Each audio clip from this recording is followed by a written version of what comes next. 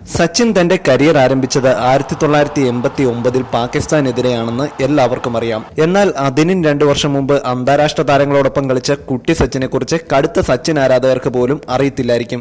1987 മുംബൈയിൽ, അതും ഇന്ത്യക്ക് വേണ്ടിയല്ല, ഒരു പാകിസ്ഥാൻ ടീമിന് വേണ്ടി മുംബൈയിൽ നടന്ന ഒരു ഇന്ത്യ പാകിസ്ഥാൻ സൗഹൃദ മത്സരത്തിൽ പാകിസ്ഥാന് വേണ്ടി പകരക്കാരനായ ഫീൽഡറായിട്ടാണ് സച്ചിൻ ഗ്രൗണ്ടിൽ ഇറങ്ങിയത്. ആ മത്സരത്തിൽ ഗ്രൗണ്ട് ബോയ് ആയിരുന്നു സച്ചിൻ. പാകിസ്ഥാൻ താരമായ മിയാൻദാദ് ഗ്രൗണ്ട് വിട്ടപ്പോഴാണ് സച്ചിൻ പാകിസ്ഥാന് വേണ്ടി ഫീൽഡ് ചെയ്യാൻ ഇറങ്ങിയത്. ക്യാപ്റ്റൻ ഇമ്രാൻഖാന്റെ നിർദ്ദേശപ്രകാരം ലോങ് ഓണിലായിരുന്നു സച്ചിൻ ഫീൽഡ് ചെയ്തത്. കപിൽ ദേവ് ഉയർത്തിയടിച്ച പന്ത് സച്ചിൻ നേരിയ ദൂരത്തിൽ നഷ്ടപ്പെടുത്തുകയും ചെയ്തു. കളിക്ക് ശേഷം തന്നെ ഇമ്രാൻഖാൻ നിർത്തിയിരുന്നത് മിഡ് ഓണിലായിരുന്നാൽ ആ ക്യാച്ച് പിടിക്കാമായിരുന്നു എന്ന് സച്ചിൻ തന്റെ സുഹൃത്തിനോട് പരിഭവവും പറഞ്ഞിരുന്നു.